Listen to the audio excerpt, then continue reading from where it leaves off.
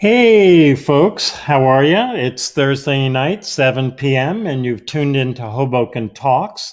This is our weekly talk show or podcast, which we broadcast from the Hoboken Historical Museum, 1301 Hudson Street, and we're here in the upper gallery. You have probably tuned in through either Facebook, Twitter, or YouTube. There's so many platforms these days that you can check us out. And we are here with Doug Taurel, Hoboken actor extraordinaire, and my name is Bob Foster, and I am the host tonight. So, Doug, are you up on the screen yet? There you are. There we are.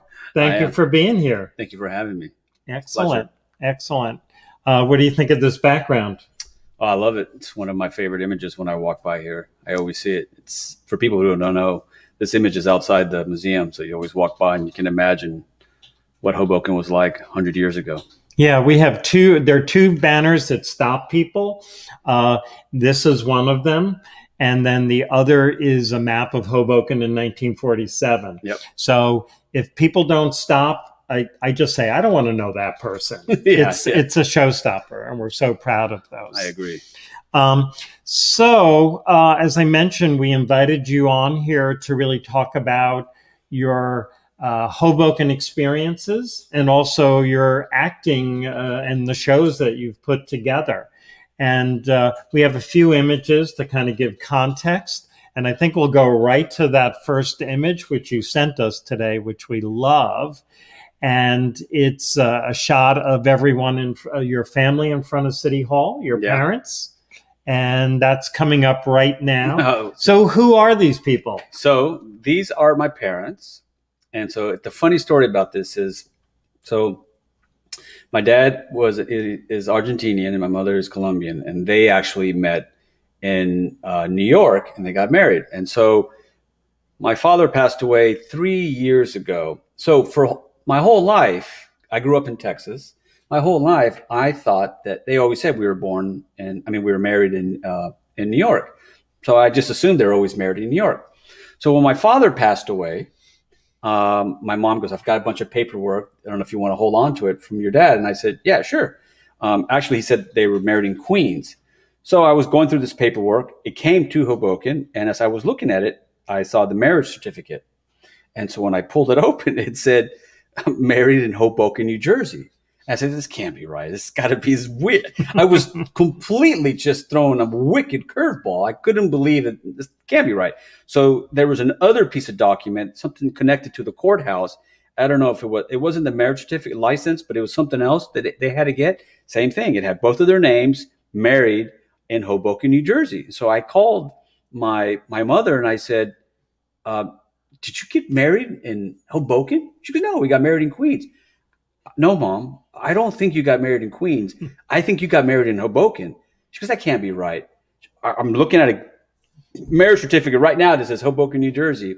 And so she started thinking for a while and she said, maybe I got married in Hoboken. I think we did go to New Jersey.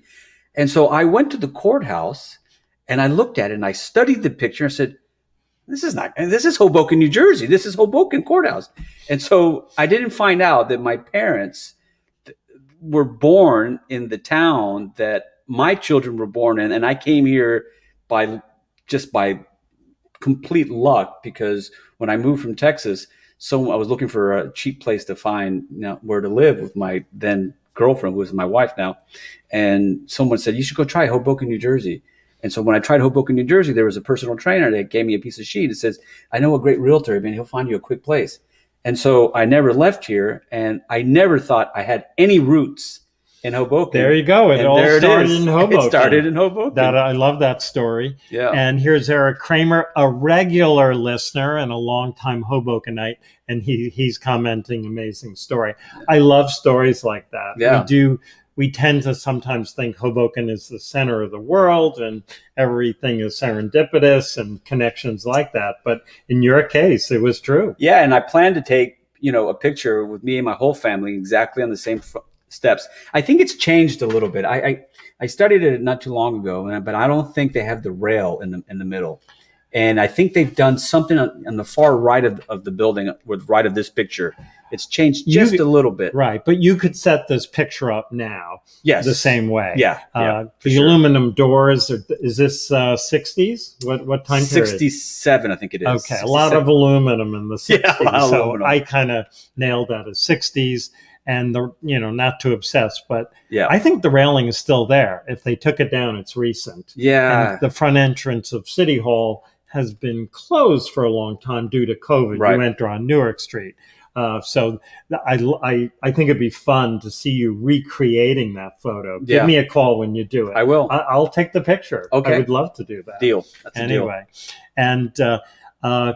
And Patricia, do you know Patricia Castro? I do. Okay, she's saying hello. That's great. So friends are tuning in. Your social media connections are working. It doesn't always come up like this, So that's very cool.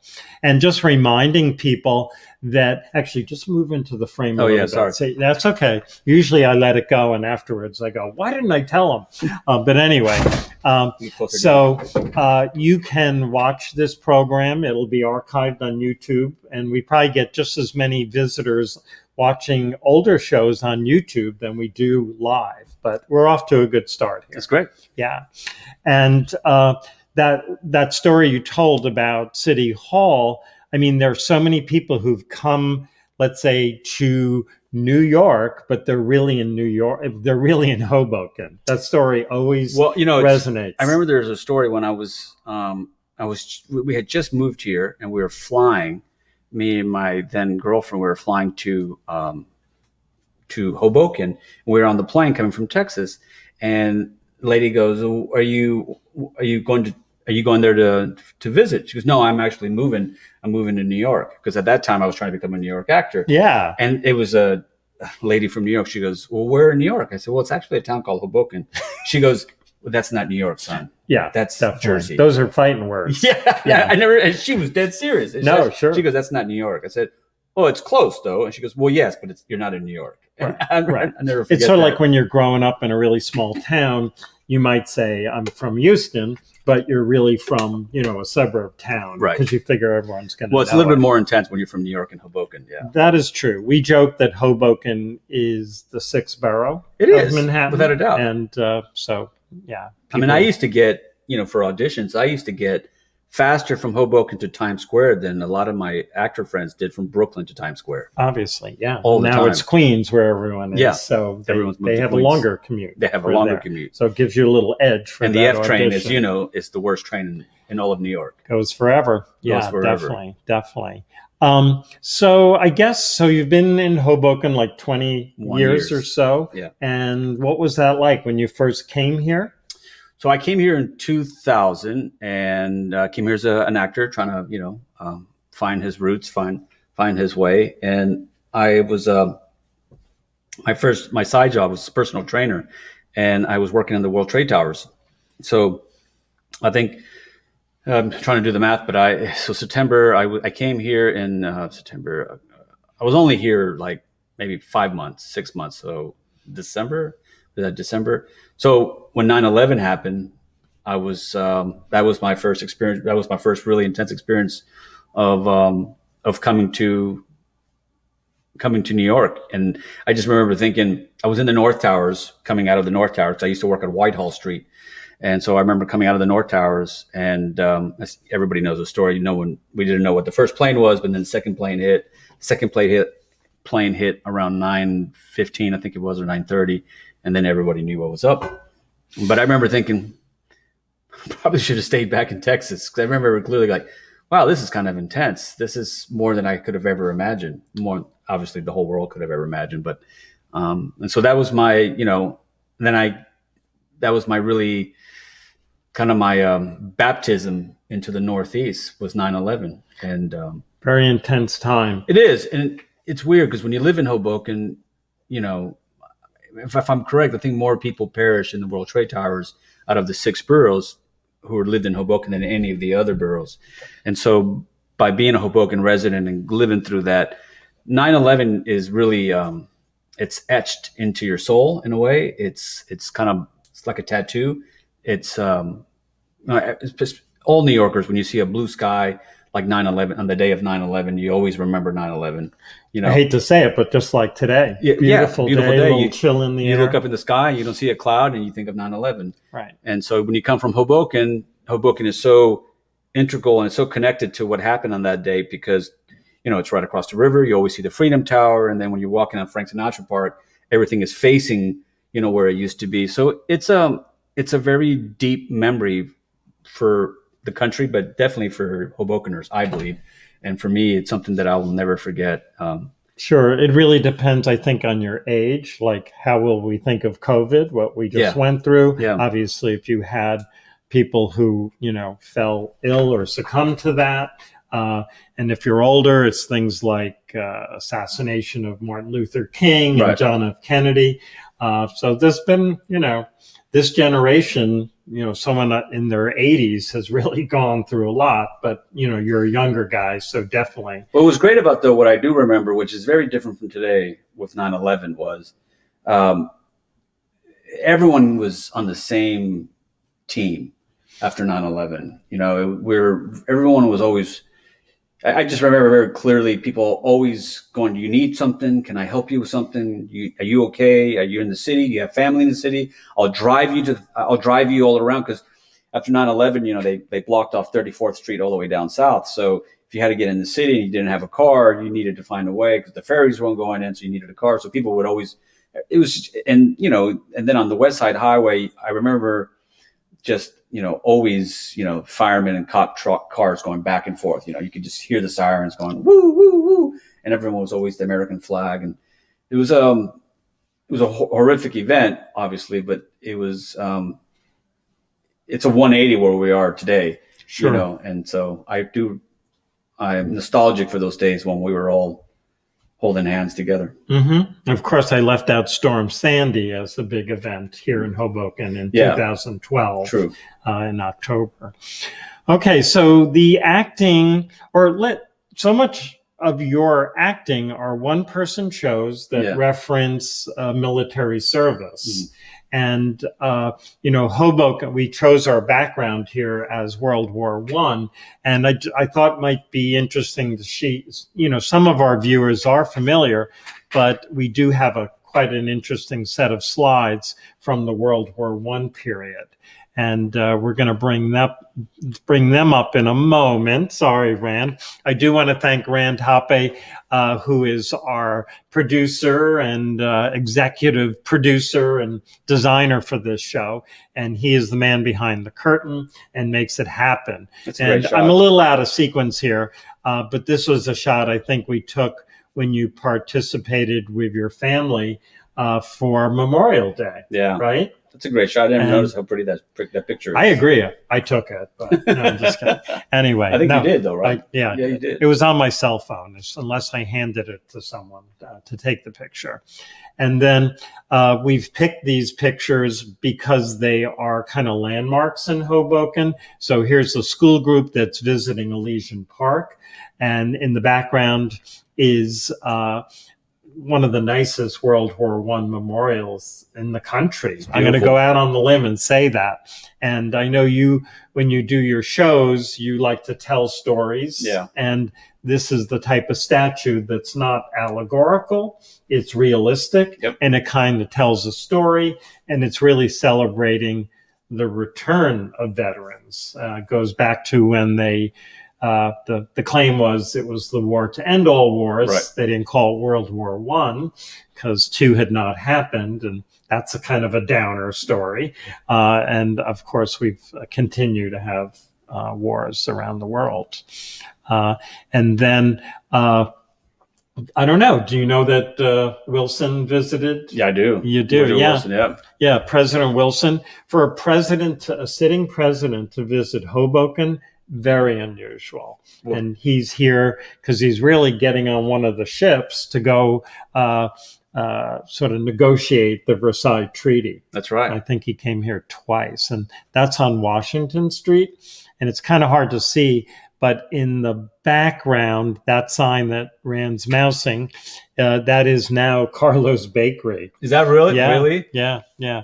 Some people will know that Carlos Bakery on Washington was also the site of Schoening's bakery, their predecessor. I didn't know that. But in this picture, it's another bakery. So there is a real history of bakeries in Hoboken. And our next exhibit is going to be on the history of Washington Street. So we'll be doing a bit of a bakery history. Yeah, Washington Street was really a historic and integral part of the whole town. Still is. Yeah. It's taken some hits this year, but it's coming back. And this is one of the ships that transported our guys, embarked and brought them back. And this is, I believe, the Leviathan, which was one of the largest ships in the world. And those ships were, we say these guys travel on these ships and they came back on these ships, but these ships were horrible voyages for these guys, going and coming back. You're cramped like sardines and onto a ship, and the dysentery was all over the place. The food was horrific. The seasickness was all over the place, and it was a 6-month voyage, and so it wasn't like, it was a really tough. Sure. It was a tough voyage. And we're sort of learning more and more actually about that voyage, and especially going out. A lot of the guys had Spanish flu. Yeah. And so once they're in that contained ship, they're a goner. And of course, COVID is could be the worst thing in our lifetime, but that particular epidemic was far worse in terms of potency and the amount of people who succumbed to it. Lack of medicine. Yep, definitely. Yep.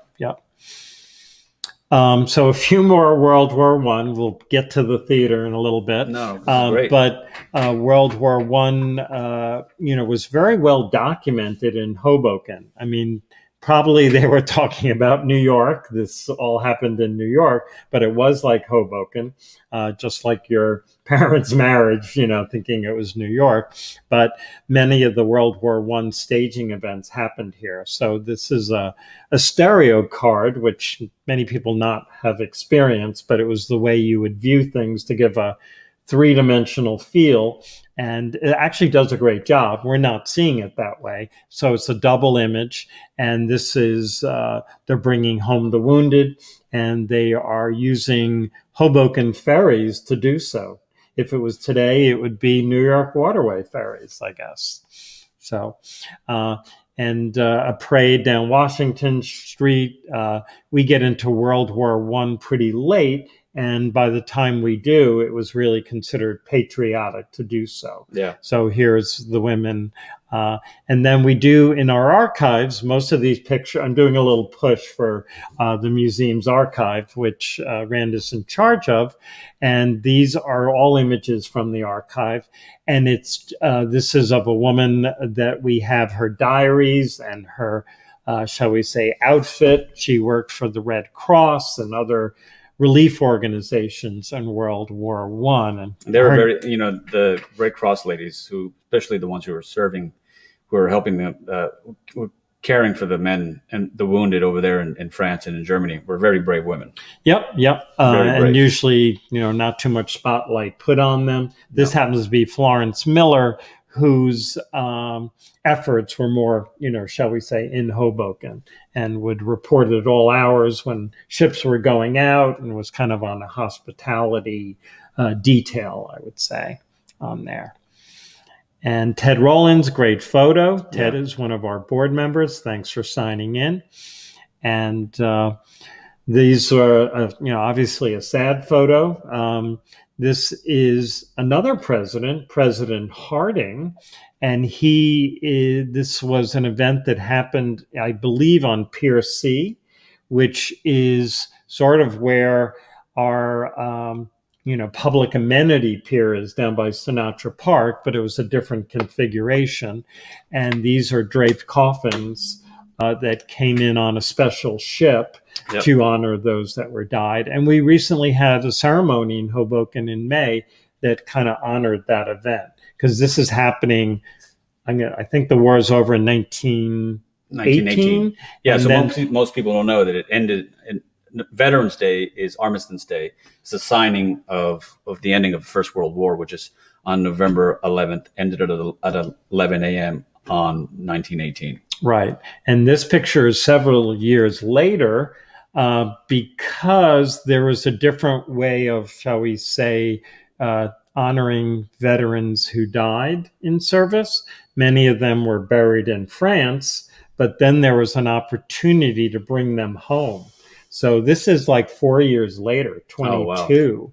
And some of these are, shall we say, soldiers who were buried, but then exhumed. And then the family said, "We want our boy back here." In World War I, and it was when you study this, and I've kind of become an expert studying PTSD and soldiers coming back from battle. After the First World War, it was in the beginning when the country was really prospering before the Depression, and they were really trying to forget about the war. Sure. And they didn't want to talk about it anymore. And a lot of the soldiers had experienced just these, horrific moments in battle in the trenches, and they were really lost that the country was just like moving on from them. And a lot of them struggled that was really the beginning where we were watching. I mean, it goes back during the revolution even, but that was really the beginning when soldiers from modern warfare were really struggling with PTSD. And a lot of them, and to make it even worse, some of these soldiers, you were fined how you looked. So if you had a prosthetic and you weren't wearing your prosthetic, you would get fined, because the whole nation really didn't want to get any. They didn't want any reminders of Right. of war, and so you just really, your heart breaks for these guys, because not only were they went to war and they had to come back, but then they had to deal with all of that. Yeah, that's adding insult to injury. It is basically salt. And of course, obviously, an issue still today with conflicts around the world. Yeah.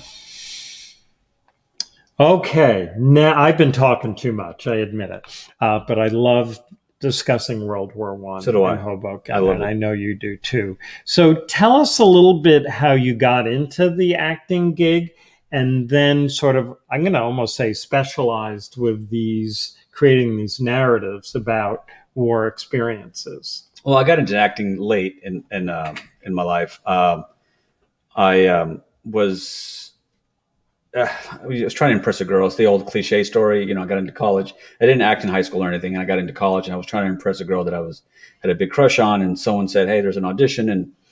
And so I auditioned. And long story short is I got a scholarship. And then the acting teacher said, "You're kind of good at this." I was an alligator. It was a children's show. She said, "Can you be an alligator?" I still remember it to this day. And I said, "Yeah." And so I was an alligator. And then she said, if you want to do another children's show, I would love to have you. And so I did another one. I think it was a lion. And then she goes, "If you major, I can give you a scholarship." And so I did. I majored in theater, and that's when the bug hit me. And so that's how I got into acting. And then, I graduated from Ole Miss with my business and my theater degree. And then I threw the business degree away, basically, and I decided to go become an actor. And so, went to Houston for a little while, and then I came to New York and pursued my dream. And then I was very fortunate. I was accepted into a very prestigious acting class by a teacher his name was Win Handman. The irony of Win Handman was that he was a veteran as well. Unfortunately, he died during COVID. He died at 98 years old. Oh. But he taught everybody. If you Google Win Handman, he taught Al Pacino, Robert De Niro. He was the who's of teaching. And I believe the only reason why I got in his class, because someone in Houston, I told them that I was going to New York, and they said, well, if you go to New York, you should really try to audition for Win Handman's class. And so when I got into Win Handman's, when I looked him up, and you had to audition to get in Win's class. And so I made the first round, and the second round, I was really nervous. It was in Carnegie Hall. He had this really he had basically a theater in Carnegie Hall. And so you had to go, you walked in on the backside of Carnegie Hall. You took the elevator up to the 10th floor. You walked down this long hallway. And then he was a really tall man. He'd open the door and says, "Are you Douglas?" I go, "Yes." "Wait outside, prepare." And so you'd wait out there, and you'd be like, "Oh my God, I'm going to bomb this." And I did. I bombed it. But to this day, what I remember is when he said, "Well, we have two classes. We have a Tuesday, Thursday night, and a Wednesday, Friday day class.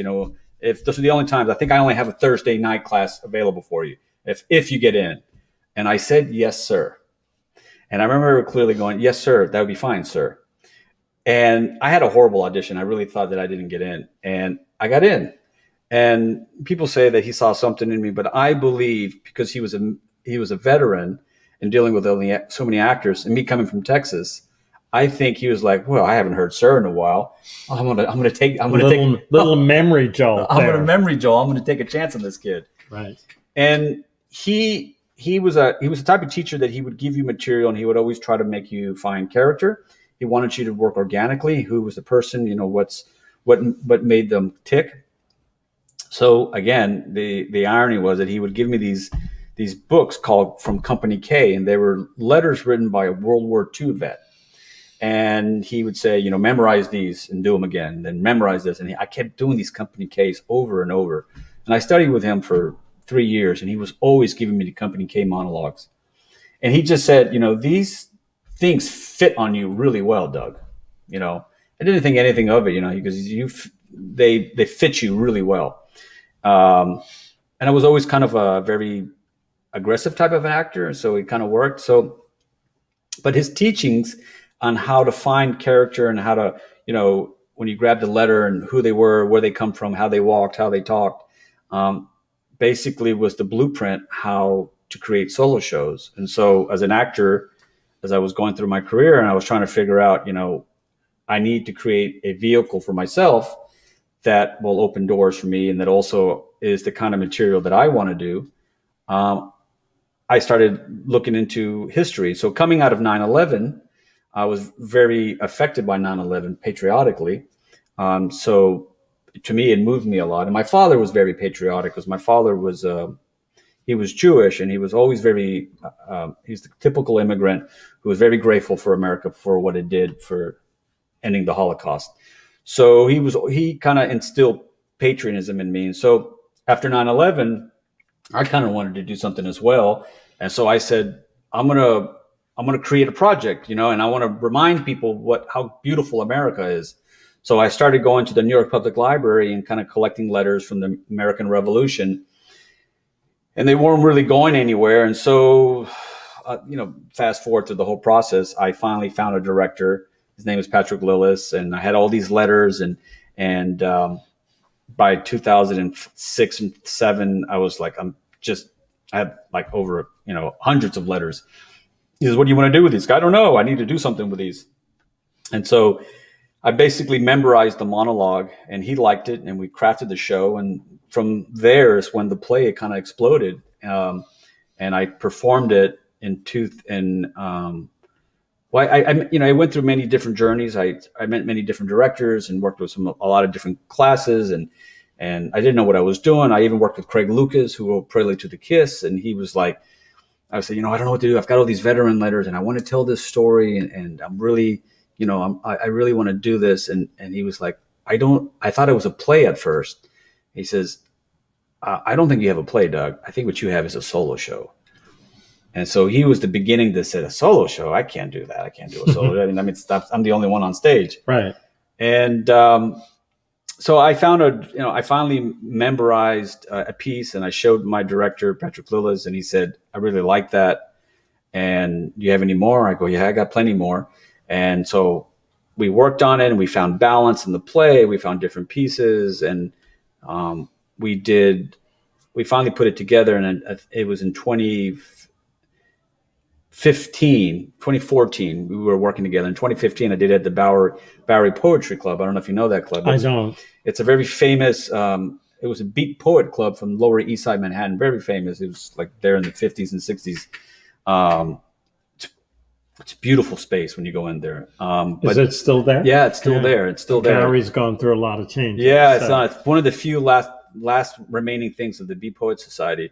And so they do this thing called, they do these monologue festivals. And so I submitted my little 20-minute version of my play and I got accepted and I performed it. And, you know, when I performed the play, it was great because, well, also at that time, I should say that everyone was telling me no. No one wanted to hear this material. People just weren't interested in it. And so once I think someone dropped out at the Bowery Poetry Club and said, you know, we have a dropout, you know, can you sub in? kind of like the way I'm in here right now. It's kind of like the way I was going to say it, but I didn't feel I had to it's kind of show that color. Well, that's just kind of been my. But it's kind of been my thing. Yeah. So you seize the opportunity. That's the actor, the hungry actor. You always have to be ready, right? And so I got the opportunity, and when we did the play, there was only it was a Memorial weekend. It was a rainy, that Sunday of Memorial weekend. It was a rainy night. And I didn't even want to do it. I was really not motivated to do it. And I always tell people, when you're an actor and you don't want to do something, no one else is going to come see you. And so, but we had 8 people who came to the show. And after the play, a woman stood up and I got a standing ovation. And it wasn't really the standing ovation that was a big deal. It was that I felt for the first time the play had a voice. And this woman came over to me and she was in tears and she said, I hope you don't stop doing what you're doing because I think what you're doing is really important. And she told me that her brother had died in Afghanistan in the Afghanistan war. And she missed them a lot. And she said, it's just, I hope you keep going. And so that was really the birth of the American Soldier, which is taking me now to 28 cities. And that's how and from that, the Library of Congress got hold of it, and that's how I got into the World War I project. Sure. And so how does that work? Like there are these other mentors helping you. Yeah. You're trying to shape this. You're so, you're the auteur, you're researching it, you're editing it, and then you're performing it, but you're so close to it. It's hard. So it's got to be hard because there might be some line you love, and then this other person who's being objective just says, "Hey, Doug, that's not working." Yeah, I mean, it's a constant. It's a marriage of some sort. It's a compromise. You're constantly trying to. When I was working with Patrick, there was a bit. I can't remember the bit, but it was a bit that I used to do. This is early in the rehearsal process, and he didn't. He just didn't like it, and you also learn. When you're doing a solo show, you also put on the hat of actor and producer, and so you start to learn. I need to give to keep, right? So, okay, I kind of want to hold on to this, but I'm not really that married to it. So I'm going to give you this victory because there's something else that I really want to hold on to. Right. So you have to, you kind of give and take. Right. Life is a compromise. It's a compromise. And so there was he didn't like the Dear Sarah monologue that I do, which is a monologue by Sullivan Ballou from the Northern Virginia who died in the Battle of Bull Run. And it's a very famous monologue. It was done in Ken Burns' documentary. It was read during Trump's inauguration, Dear Sarah.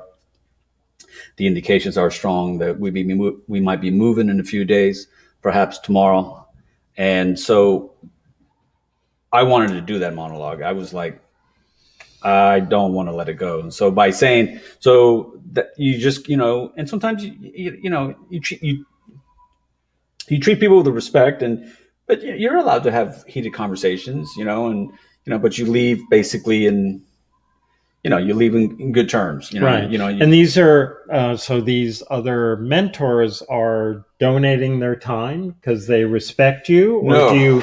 Do you engage them professionally, or? Yeah, you have to engage. So with Patrick, the problem was when I first had all these letters, because it was so dense, the material.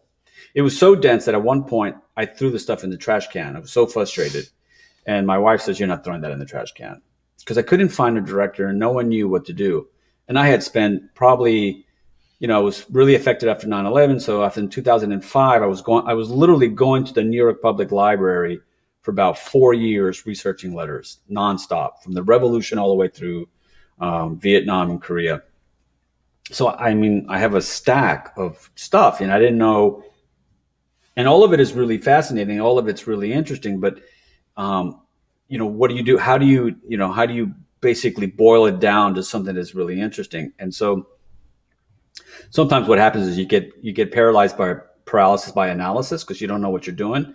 And one of the biggest learning lessons that I've had creating that project is you really start to learn by just beginning. And so the way I began after I was getting really frustrated, I said, what I'm going to do? I'm going to memorize a monologue. I know how to act. And so I took a monologue into Win Handman's class, And because I knew these Company K monologues fit me really well. And so I said, I'm going to take a World War II piece. I'm going to memorize it. I'm going to create a character. I'm going to use my training, and I'm going to audition it to different directors. And so I basically found Patrick, but I had to pay him. I said, I'm going to hire you for an hour. I'm going to perform for you, at Ripley Greer, which is unfortunately no longer there. It closed down because of COVID, which is very sad. A lot of memories in Ripley Greer Studios in the city. It was a weird place because you'd be auditioning real material, and you'd hear from the other wall, Beauty and the Beast, or or some other musical, and you'd be trying to do something really serious with someone, right. And you're hearing, Mamma Mia being sung in the next room, so sure. It was really surreal. But then he liked it, and then I said, can I pay you, if you're interested, I'd like to hire you as a director, and I'd like for you to help me shape 20 minutes of it. And so we did that. And when I performed it at the Bauer Poetry Club, he realized, I think there's something here. I don't think this can be actually something special. And so we decided to collaborate together, and that's how it kind of took off. Sure. And I guess as you're talking about this, do you think some of the almost lack of interest would be like a bias of sort of an anti-war perspective, and is Doug being too gung-ho, or no? I think New York is, look, the Northeast. New York is very jaded, and it is what it is. It's always been like that. And also, in fairness, specifically to New York, we were just coming out of, we thought the Bush presidency was really contentious. We really didn't know what we were getting into yet. So people were everyone was kind of like World War I. They were trying to move off of Iraq. No one wanted to talk about Iraq anymore. They wanted to bring the troops home. There was this whole, the country was split, whether we should have been there, we should not have been there, WMDs, and then, why we're not in Afghanistan. So the country didn't really want to really, I guess they felt like, if we're listening to war stuff, even though it's veterans' struggles, are we saying that it was the right choice? Right. So they didn't want to hear it, so they didn't. A lot of festivals told me, no, we're not interested in that stuff. I mean, I can see that, but you're really telling the individual story. Correct. And you're Correct. Not really featuring the politics. No, you're thinking of the emotional state of the person, yep. And the trauma that's going on, and how this war event can change this person. And it'll be with them for the rest of their life. And I was very clear from the very beginning that I wanted to tell both sides of the stories. And I've performed the play now. I've performed it in over 28 cities, and I performed it in really red states and really blue states. And what's really fascinating about doing the play, and my wife is, a lot of times my wife and my kids are with me, which has also been great because as I've done this play to honor Americans, I've been given the privilege of traveling through the arteries of America and meet real Americans, and meet diners, people at the diners, at the bars, and at the restaurants, and talk to them. And, I remember meeting a waitress at Worcester, Massachusetts, and that town was making B-17 bombers, and now they made trailers for trucks, and so and my kids get to experience that, so it's really special. But the response from the audience and the veterans is always the same. They're always, thank you, thank you for telling our story. Thank you for caring. And that's all you need, really. Yeah. In a lot of ways. Yeah. No one ever comes away. Right. And I get told a lot of times, thank you for not taking a political stance on the play. Right. And from both sides. Sure. From red and blue. And again, a lot of this is based on letters. So Correct. You're keeping to the letter narrative. Yeah, too. I tried to. I mean, obviously, as an actor or as a writer, you write from what you know. Mm-hmm. So there's a lot of father-son element in it because, I had a very tumultuous relationship with my dad. So I try to weave that through there. And I also try to weave, you get a very deep sense of love of country in the play because that's what I got from my father. It's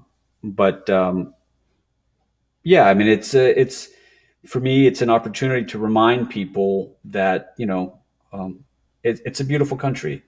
and you can take that however you want. But when you watch this play, my point of view is it's a beautiful country, and you get reminded that we've had so many different generations who have been willing to sacrifice for this country, and from many different races, because I do men and women and children, and I do 14 characters, and I do Hispanic character, I do African American character, I do a guy from Boston, I do a guy from Brooklyn, I do a grandmother, I do a woman. What I'm trying to give is that the American soldier is a mosaic, right? And it's all these different pieces and nationalities and races that have come together to make the American soldier, which has been willing to basically stand, give the ultimate sacrifice for its nation, for its family, community, and then obviously for its nation. Right. I mean, you always read about how a lot of immigrants have wanted to prove their love of country and that really get involved. Yeah, and that was very true in World War One. I mean, that was very true. I mean, the play that that I did. So the play got really kind of maybe jumping up a little bit, but so as the play got really successful and started going to the Kennedy Center and started getting performed, I started getting a lot of recognition. The Library of Congress got wind of it, and so when the Library of Congress got wind of it, they said, would you be willing to, put in, at that time it was 2018, which is 100 years from when the armistice was signed, and they said, could you add a couple monologues into the play, right, to honor World War One? And I said, it doesn't really work that way, and it's taken me probably 10 years to write this play, and so I don't know if I could just slide in a couple monologues, right? And so then they said, well, it's funny, but I actually told the Library of Congress no. And I said, no, I just don't think I can do it. So they called me back. They emailed me. Her name was Naomi.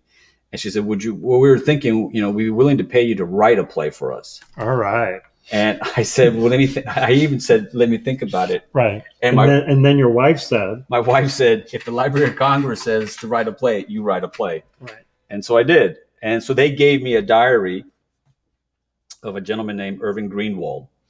And they gave me like 6 diaries. Do we have a couple of pictures? Yeah. Maybe we should jump to some of the visualization there. So this is... that's the American soldier. Okay. And... that's me performing the World War I play here. That's right. We were lucky to have you. It's a pleasure. And at that time, we had an exhibit on World War I, so it worked perfectly. I remember her. Can you go forward and back, Ran? You can?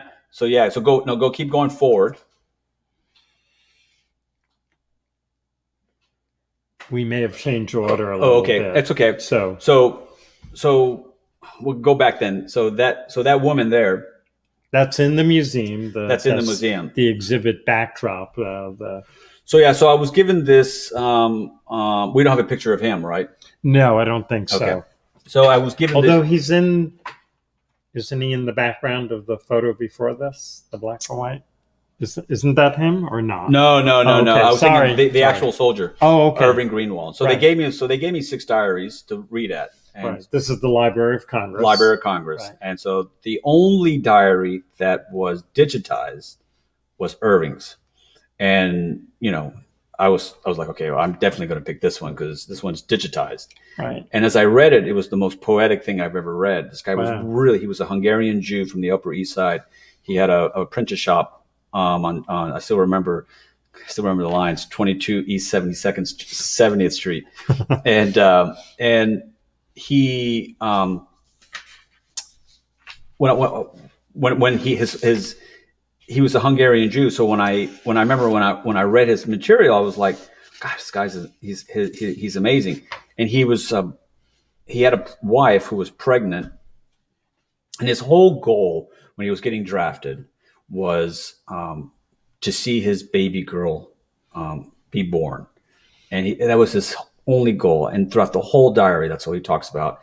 God, you just give me. He was very religious. God, just give me just one wish. If I could just see my baby Cecily, can I hold my baby Cecily? So this was the diary started in 1917. And as I read the the whole thing. You're reading this whole thing, right? So when I performed this play, I finally got it up. I worked with the same director. I performed it at the Library of Congress, and so I got to know his life really deep, and I got to think, and I heard the name Cecily all the time, and I heard the name Cecily. So when I was performing, Naomi, who's the curator of the Library of Congress, said, I just want to let you know that Cecily's sister is going to be here with her family. And I said, excuse me? I go, how old is she? She goes, she's 98. And so I performed, and there's a picture of me and her, and I performed the play. I was really nervous. She was in a wheelchair in the front seat. And I remember thinking, gosh, she must be thinking, what am I doing what is this guy doing to my dad's words? She was the one who, her and her daughter, they grabbed this diary, and this man wrote, itsy bitsy. He wrote 437 days in the trenches. He was part of the Lost Battalion, which is it's the battalion that suffered the most casualties in all of the military. That's his grandson right there. And so after I performed at the Library of Congress, she loved it. I took a picture with the whole family. She told, if you go back to the other one, she told the whole family emailed her, and they said, you got to go see this play. There's an actor who is doing, and she was the niece of that soldier, and they all knew him. And so then here, so I got to meet one side of the family at the Library of Congress, and I got to meet another side of the family here. And it was so cool because she was a little bit younger, so she had a lot more energy, and she actually, what was great about her, she plugged in some holes that I didn't understand about how he died, because he died really young. And it goes to show you the sacrifice of those generations. So he fought in the First World War. His son died in D-Day. Wow. So he did get to see his daughter. He did get to see his daughter. Yeah, he came back and he got to see his daughter. I remember we got a couple emails before the show, and it was a little confusing who people were. I wasn't quite following it. And then we forwarded them to you, and you just lit up when you knew that this woman was coming. Well, because it's like you're being connected to the First World War. Right. Like you know somebody who actually had interaction with someone who fought in the trenches and remembered.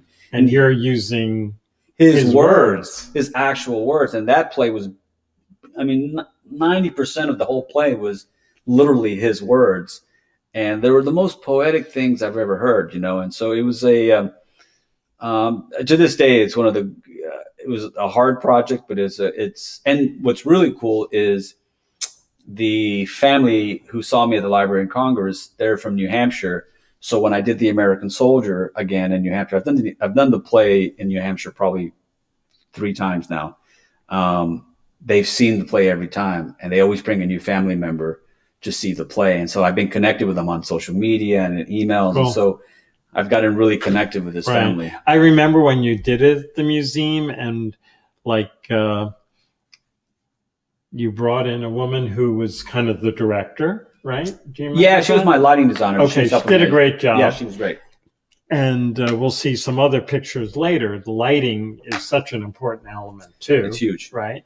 But you did it in the round. Yeah. And our space is this kind of funny rectangle. It's like a shoebox design. But it worked. But you made it work. And you were like, when you were acting, it was pre-COVID, so there was no 6-foot distance. No, you were like in people's face. Yeah. And a few people just said, I was scared because you were really intense. It was great. And you were like, it was eyeball to eyeball. Like we were trenches here.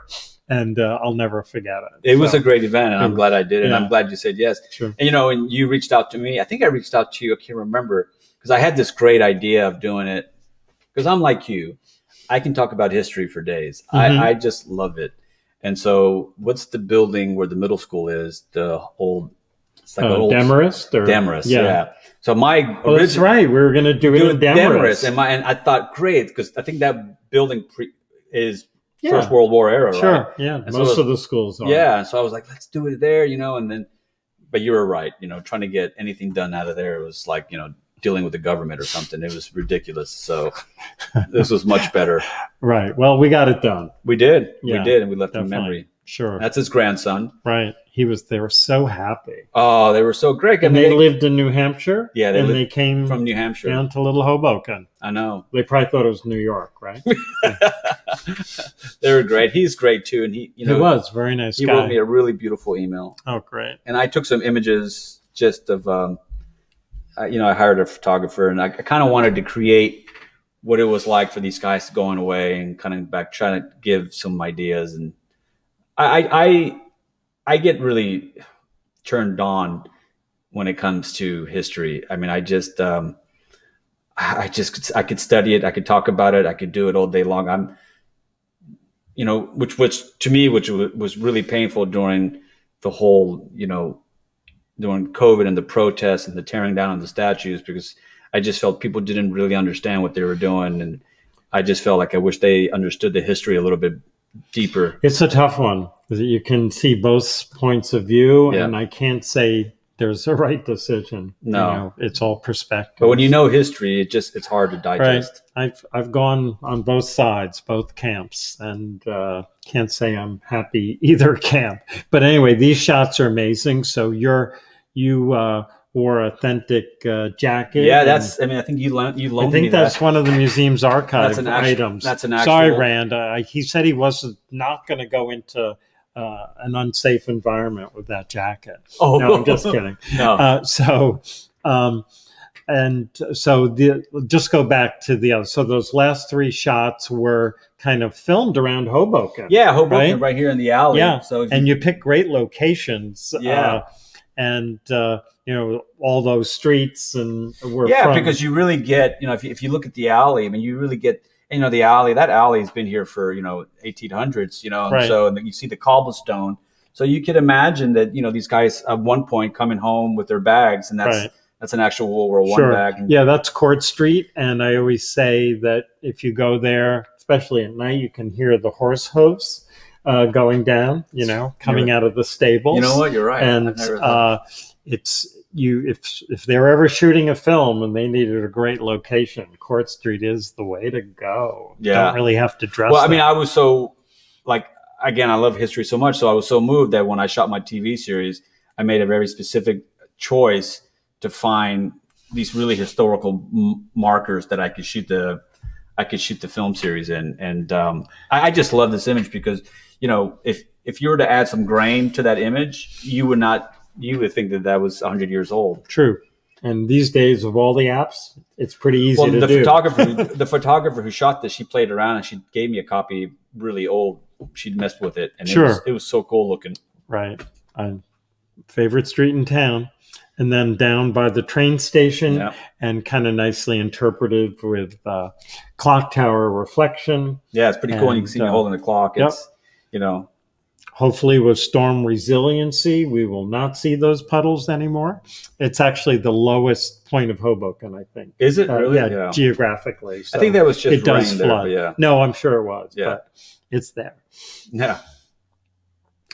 Yeah, so maybe just go through each one of these shows, which one it is. So this is The American Soldier. Right. This is the play that kind of basically opened the doors for me. This is the play that I worked on and I couldn't figure out, and I finally figured it out, and it finally got bigger, and it's got more successful. It started getting bigger and longer, and right. How many times have you performed that around? Do you think? I mean, I've been to I think the last time I counted was 28 cities. Wow. 14 states. And you were able to travel with your family for some of these? For a lot of them. Yeah, so it's a great education for your kids. Oh, it is. It is. In fact, so I'm about to go to Dallas to do the play. Actually, a small town and not outside of Dallas called Granbury. And so when I run my lines, my kids have seen the play so many times, right, that they're like, "Oh, I know exactly." Dad, you missed a line. You dropped that line. Right. That's really good. And it's great. Right. That was in New Hampshire. Sure. And that was, there are amazing moments, you know, because I do these plays, I do these speeches and these monologues, and you know, as I said earlier, when I first started creating it, I never thought that it would be what it is and what it's become. I mean, it's become a career in a way, and to after the play, when you have veterans and Blue Star and Gold Star mothers of every race and of every religion come up to you in tears and saying thank you for, thank you for not forgetting us. Sure. It's it means a lot, you know. And as an artist, you know, as an actor, you're always trying to find a way how to have a mission. You know, you want your art to mean something. Yeah, to someone. relevancy. Yeah, and so I've been very fortunate that my art has found a very serious. It means something to a part of society, and they need it and they want it, and it makes me fulfilled. It has a mission. You know, I'm not doing plays is great and doing TV and film is great, but when you're doing art that actually is touching people's hearts and opening people's minds, it means a lot. Well said. I play this Vietnam character. He's a funny character. Everyone, all the Vietnam guys really dig him because he's smoking weed there. And I can't tell you how many times guys come up to me and go, you know, that weed stuff you were doing in that play, that was pretty accurate. We smoked a lot of weed, man. We smoked a lot of weed. So he's sitting on a trunk of product here? Or yeah. So that's an actual World War II trunk. Right. I bought it off of eBay. And the helmet that I use, I also bought off of eBay. And, you know, I bought that in 2015, 2014, right before the world. I kind of feel like 2014 is when everything got expensive. Like we hit exponentially. We went on a curve. And I remember I was on eBay trying to get that trunk, and I was constantly, people were outbidding me, and I didn't even know there's a whole world of these trunks. Yeah. I mean, reenactors is a big thing. Well, you could spend $10,000 on one because they get ranked from what division they were in, what battle they came from, if they were part of D-Day, if they were part of, you know, where was the trunk? Yipes. Yeah. And so I found this trunk, and I kept getting outbidded on different trunks. They would, you know, I'd start at $200 and they'd end up going for like 2,000. And they would always go at like 2:00 in the morning. So I figured out what the game was. I started bidding at 2:00 in the morning, and I didn't go to bed. Right. And I got this one for $400. Okay. I got some trunks in my garage. Maybe afterwards we'll go over. And this is an impressive venue. Where is this? This is the Kennedy Center. Okay. This is right before I came in. My dad had just passed away. Wow. And I remember sitting there. My wife took that picture, and you can't see it, but I said, man, I wish my dad could see this right now. Sure. And were you crying? I could cry right now thinking about it. I think so. Yeah. Because the play, it's weird. Life is weird. You know, I had a really, me and my dad, we headbutted in many different ways. But the irony about life is that we were very similar in the same ways. And he loved this country more than anything. He was from Argentina. He was a Jew, and his parents were from Syria. And I used to always say to him, you know, don't you want to go back to Argentina and die and, like, you know, spend your last days there? And he says, I'll never leave this country. This is my home, and I never want to leave it. And so he used to always watch World at War. He used to watch this documentary over. I don't know, people who are not young, I don't know if you remember World at War. It was an old documentary, and it was basically a Hitler show. I mean, it was all about Hitler, you know, and he would watch this over and over. And it always had this trailer with this plane, and he would say "World at War." It was really dramatic, you know. Right. And he would always watch, and he watches, I mean, over and over. And so it's funny, the many different layers of life to know that I've been spending basically the past 10, 12 years of my life telling war stories. Something that I used to tell my dad, please stop watching. And so, yeah. And so as I carve, when you see the play, there's a lot of father-son relationships in the play, in the play. And so the play, in a very weird way, has become a letter to him. And there's many moments when I think of him on when I'm on stage, and I wonder, what's he thinking, But he never got to see the play, which is it's a bummer. It's the only you don't have regrets in life, but I would say that would be one regret, Right. that he never got to see it. He never got to understand what I was doing. But And just kind of, is it a kind of a method thing that you would think of him while you're doing the play and add to the emotion? yeah, or? sometimes, Yeah. sometimes it's not hard to do. Mhm. I mean, you connect. What's been really cool about the play is that, so there's 14 characters, but I've been we probably won't have time, but I've been given the honor and the privilege to meet the family members of the letters that I do. Kind of like World War I, just serendipity. Someone connects me with them, and so I do a Vietnam letter from a mother who loses her son in '68. He died in a helicopter crash in Nam, and I got to meet. I couldn't find her, and I just got to meet the family 2 years ago, and the mother died maybe a year and a half ago. I'm losing track of time, but she died also during COVID, and she was older. And I looked for her for years, but now I've become really good friends with her daughters, who are the sisters of the brother's letter that I do. And it's really special, it's really unique. And they actually because I'm performing in Granbury, and they sent a huge email out to the whole family saying Doug is going to do Mom's Letters again. And then I do another character who, the family, they lose their son. He takes his life. There he is. That's Wow. him, William R. Stocks. Thank you, Rand. Right, there he is. And he's on the wall. And, when I was performing him, I only knew him as this as this letter and The this letters, character. right. And so, I always wanted to find who the woman was, because when you read her letter, it's so profound and so deep. And so I did searches for years and years. And so to know that now I know his sisters, and they live in Maryland, and they're connected with me. And so it was really cool to perform that play, to go to DC, to touch his name on the wall, and it's just a weird connection. So the play, again, what I thought it was going to be a vehicle for me as an actor has become something. It's become an artistic mission to help people. Sure. And you don't really realize how much pain is out there until you perform these plays, and you see Vietnam vets, World War II vets, families of vets, Afghanistan, Iraq, and you see them carrying these silent wounds that no one really talks about. And so you get a chance to kind of to relieve the valve, so to say, or relieve some stress, or heal them a little bit, give them a voice. So it was really cool. So that was really cool. And then I met another family who they lose their son. He takes his life. And I was in Cape Cod, and I did the play.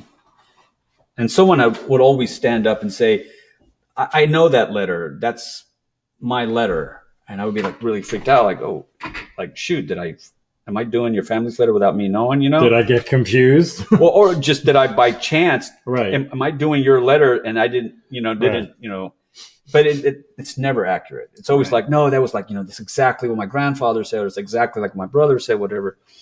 And so in Cape Cod, when this person said that, and I said, well, is this your letter, or do you actually feel like these are the words you would say? And he said, no, I know that family. They live in New Hampshire, and they're not far from me. That's Kevin and Joyce Lucy. And I said, okay. And so I said, well, let's talk after the play. And he told me those tricks. No, I know them. That's Kevin and Joyce Lucy. And so he connected me, and I spoke to them over the phone. And, I was really nervous when I spoke to him on the phone, because I thought I was going to get like a riot act. How dare you do my son's letter? But no, the same thing with every family that I've met, complete opposite. They said, thank you for keeping my son alive. Sure. Thank you for sharing his voice. I mean, I think of an actor. There he is. That's go for it. That's the World War I guy. That's Irving Greenwald. Right. And look at his diary. Look at his letters. I see that handwriting. Wow. So that woman that I picked, of the picture that I took, she was. You can't even read it. I mean, like, it's in a library case. Right. Easier on your phone, right? To enlarge you need it. a magnifying glass. So I don't know how she typed it. She typed it and then it got digitized. Okay. Right. I remember that story. Yeah. And we have maybe a minute or two. Oh, I know. So this is Hoboken as the backdrop. Tell us about this. Yeah, so I wrote a TV series. Again, someone else saw the play opened a lot of doors for me. And so someone said, would you create a TV series based kind of on the same subject matter? And so I wrote a 7-part TV series called Landing Home. It's on, I'll be Go for it. Plug it a little, please. Amazon, please. Apple, Vudu, Landing Home. And so this is the very last scene, and the soldier's finally coming home, and the other soldier is basically telling him it's time for you to come home. And so I shot it at the World War II Museum, and life was really funny because I was at a bar. I was at a bar, then we were getting kicked out because we were losing. We didn't have the location for long enough, and we were freaking out, and we needed to do an audible to shoot the scene. And I said, let's just go to the waterfront. And when we came to the waterfront, I said, let's do it in front of that. And we did it in front of that gorgeous, which is, I think that's the most beautiful memorial here, statue here is that one, not the World War I one. I think the World War II one is so special. It's so, I love the helmets on the rifles, and the two buddies holding each other up in the flag, and it's looking over the river. And so this is the ending scene of Landing Home. And, so again, this is shot in Hoboken. We're looking west. The whole thing in Marine Hoboken. view in the background, and and you There's the can baseball sit on that bench right now, and then your Field of Dreams stadium, Little League, is right behind it. It's right there. Yeah, that's where it's been many 5 years there. Cool.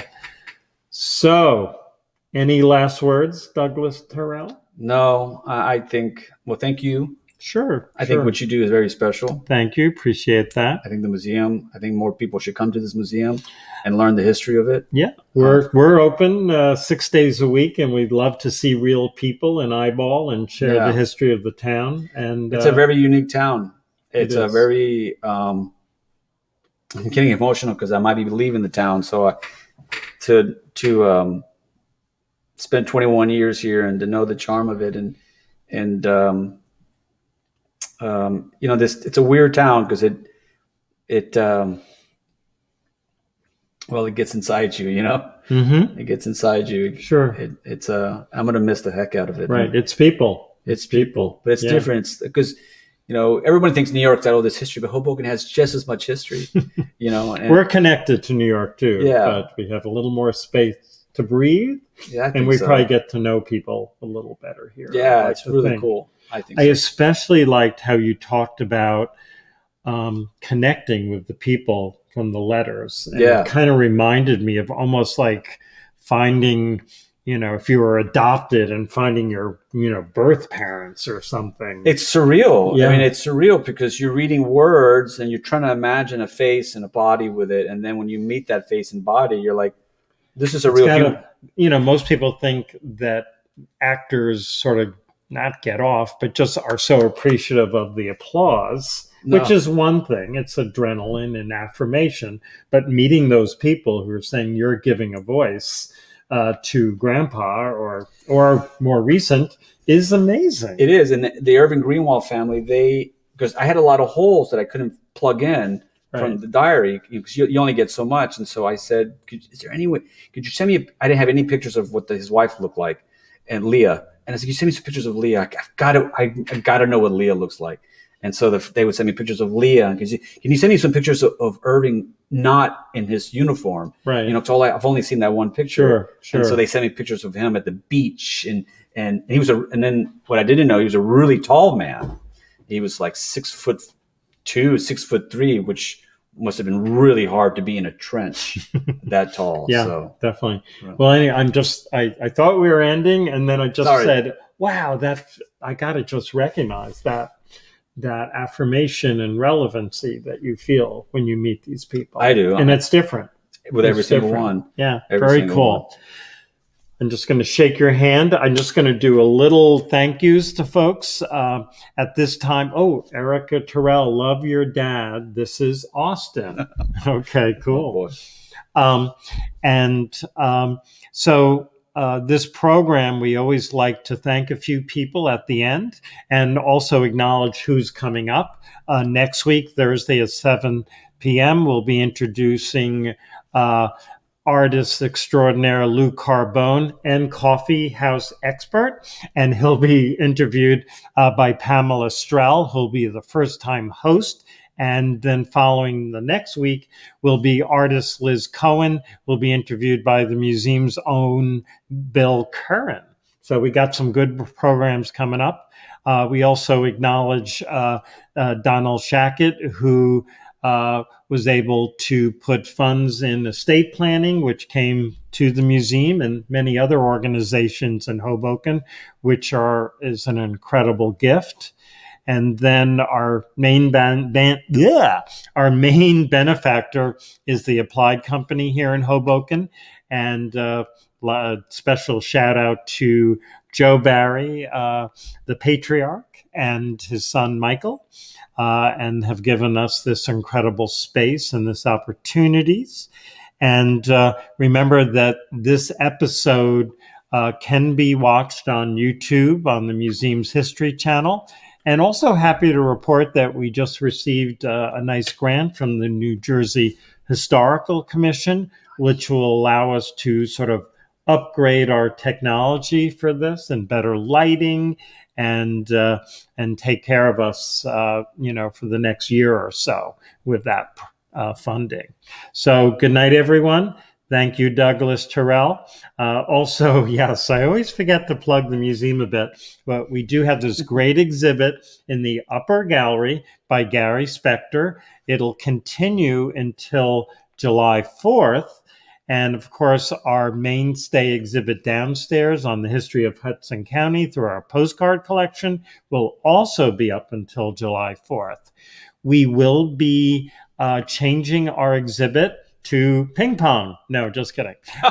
So our next exhibit will feature the history of Washington Street. It's called The Avenue, and that will reopen our exhibit on August 1st. The museum will actually be closed for a good 4 weeks. You can visit the museum walkway, which we've made more engaging with ping pong. That's Lisa and Rand dueling it out there. And we love ping pong. Again, come visit us up until July 4th, and then we'll see you again August 1st with our new exhibit called The Avenue. Night, folks. Thank you again, Doug. Thank you, guys. Okay, signing out.